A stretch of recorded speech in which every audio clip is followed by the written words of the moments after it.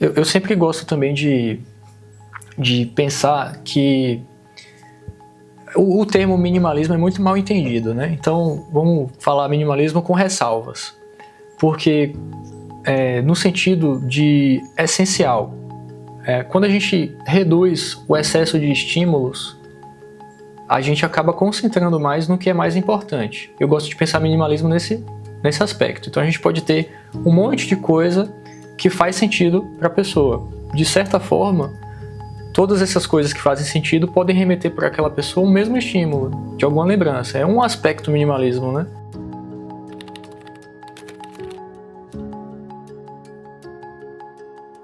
Não, tudo que é belo porque é do jeito que é. No pôr do sol, vamos pegar o exemplo clássico, né? Ele não tá tentando ser bonito para agradar a Kelly, né, o Leandro, né? Ele é pôr do sol e a gente aprecia ele do jeito que ele é. Isso tudo que está na natureza vai rebater também nas outras coisas, né? Uma arquitetura que é bela, quando você observa com atenção, então ela não está tentando aparecer ser algo que ela de fato não foi concebida para ser, né? Então, quando a gente grita menos e tenta chamar menos, acaba que a própria essência das coisas começa a aparecer. E é essa essência que vai ser bela. É muito comum também a gente encontrar pessoas que, assim, o jeito dela é belo, sabe? Você vê assim, poxa, que pessoa bonita, assim. Tipo, ela nem tá toda arrumada, nem nada, mas ela tem uma leveza, um jeito dela, um sorriso, um detalhe, sabe? A arquitetura é muito por aí também, né? Não deixa de ser um ser. A casa é um ser, porque tá abrigando pessoas, né? Então, existe uma vida ali. Os espaços, apartamento, escritório, enfim. Esse caminho de simplificar nesse sentido de não querer gritar, né? A beleza também é uma coisa muito agradável, né? Que faz permanecer porque dura ao longo do tempo. Aí o atemporal e o temporal, né? Todas as modas passam. É muito comum a gente... tá na moda tal coisa, tá na moda tal coisa. Beleza. Tem gente que gosta e usa, se gosta, se é o sonho, faz sem medo. Mas tu com uma certa consciência daqui a 5, 10 anos vai ter um certo aspecto ali que vai cansar, você vai querer mudar. Conscientemente, ok, a gente pode adotar essas coisas, né? Mas existe uma coisa mais atemporal. Existem materiais que envelhecem muito bem, existem relações no espaço que continuam funcionando muito bem apesar dos anos.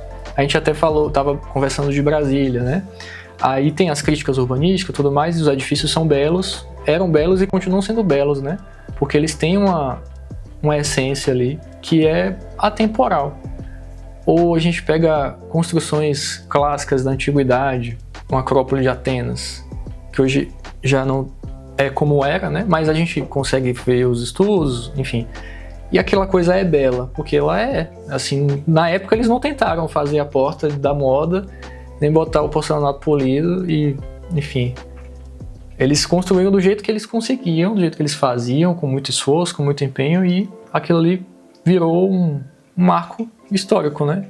Então, essa forma de pensar a arquitetura um pouco mais atemporal, ela tem, tecnicamente, ela está muito relacionada aos materiais, né? Que a gente usa. Então, normalmente, os materiais mais próximos à natureza, bom, pedras, um concreto, a madeira, um pouco mais trabalhados em sua essência, eles tendem a trazer essa percepção mais atemporal da coisa.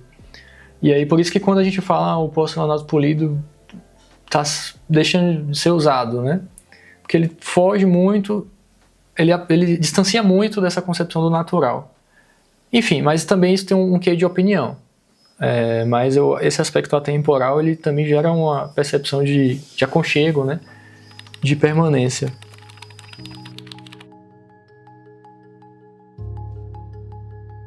A arquitetura que permanece, ela é quase que como uma ferramenta para uma vida mais consciente.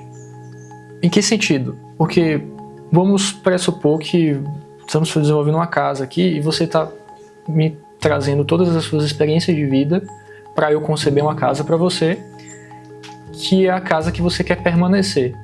Então, já se subentende que você conseguiu se entender enquanto indivíduo e sabe o que é que você consegue, o que é que te toca, né? E se conhece um pouco mais, ou seja, tem mais consciência. Então essa arquitetura, ela expressa quem você é e é uma ferramenta que materializou essa consciência sua.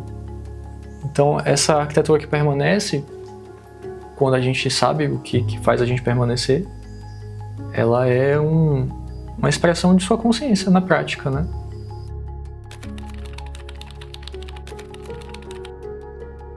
Infelizmente no Brasil isso é uma realidade, né? As pessoas se distanciaram e de fato assim, a arquitetura, o produto imobiliário é um produto caro. E aí as pessoas atrelaram que o arquiteto também ele está envolvido nesse aspecto do caro, né?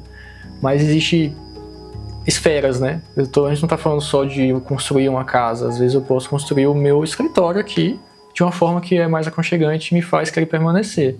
Começa a criar uma relação mais gostosa com o trabalho e, enfim, aí vai desenrolar essa conversa.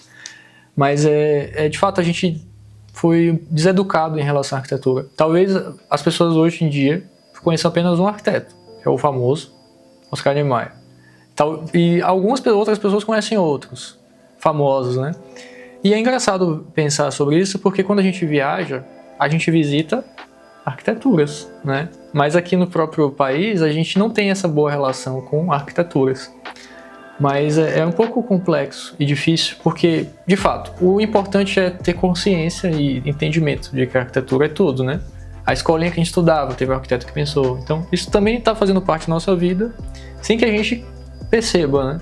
A gente vive imerso nisso. Então, as pessoas que a gente escolhe para fazer as casas ou os escritórios, eu também sou muito de uma linha assim, de que o próprio arquiteto é muito inconsciente em relação a isso. As pessoas não têm culpa. A responsabilidade é nossa, dos arquitetos. A gente detém esse conhecimento. Então a gente tem que promover ele. A gente não vai esperar que quem não entende ilumine e entenda. Então eu acho que o primeiro passo é o próprio arquiteto criar consciência, né?